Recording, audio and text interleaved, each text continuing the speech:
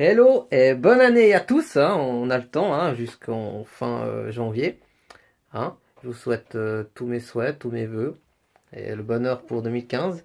Donc c'est GL hein, de la nouvelle page Facebook onepiece-review.ch et aujourd'hui j'ai envie de vous parler du nouveau classement qu'ils ont fait au Japon avec les nouveaux personnages, les vieux personnages, qui est toujours favori, qui n'est plus, hein, les tendances et tout.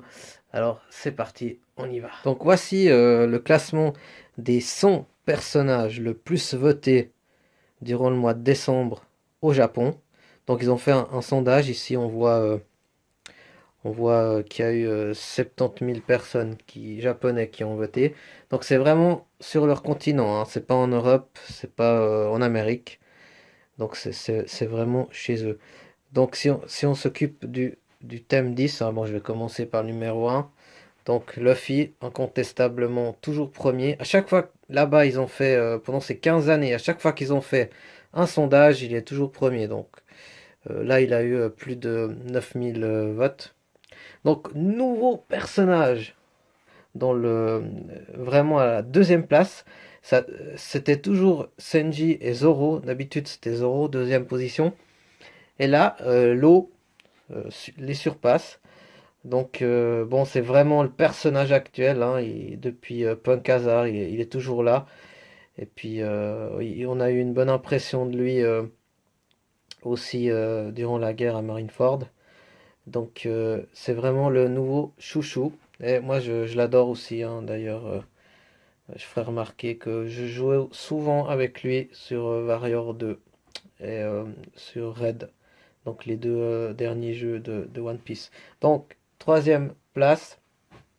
Un autre ami, Zoro. Quatrième, Senji. Donc, Senji a perdu 2 places par rapport au dernier sondage.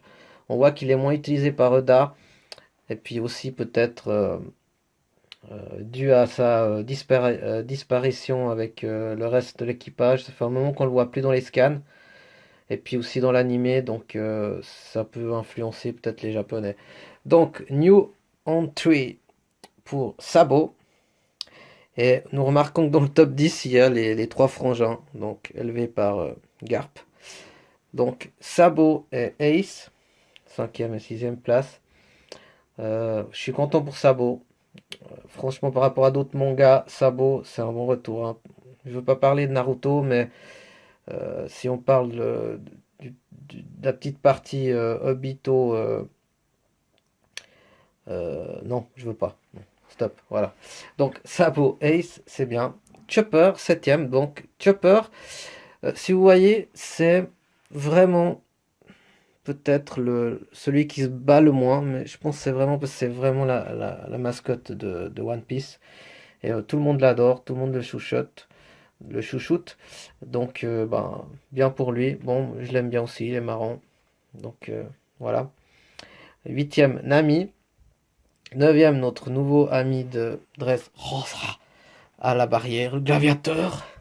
Super fan de l'équipage de Luffy. Et neuvième, notre cher Boa Hancock, que tous les hommes et toutes les femmes qui suivent le manga voudraient bien connaître, je pense. Sauf Luffy. Voilà, bref. Alors, si on regarde brièvement le reste du classement, donc on voit que Barbe Blanche est 26e à côté de notre ami Smoker.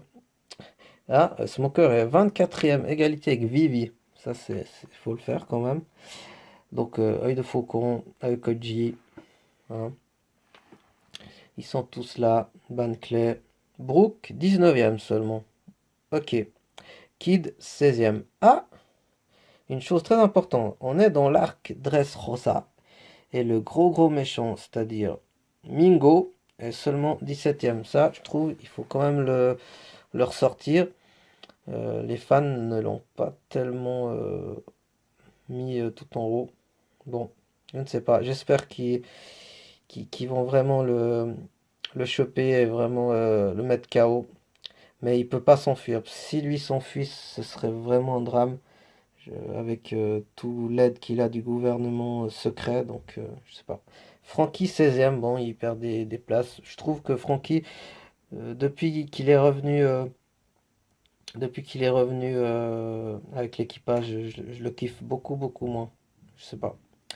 Bon, 15e, Crocodile. Ça, il faut noter, c'est vraiment surprenant, parce que Crocodile, ça fait depuis Marineford qu'on le voit plus.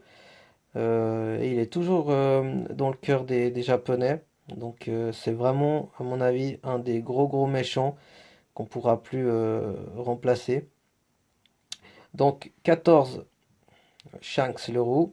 13e, moi, sincèrement, c'est mon préféré. Usopp. Usopp-san, qui est devenu maintenant incontestablement un dieu sur Dressrosa.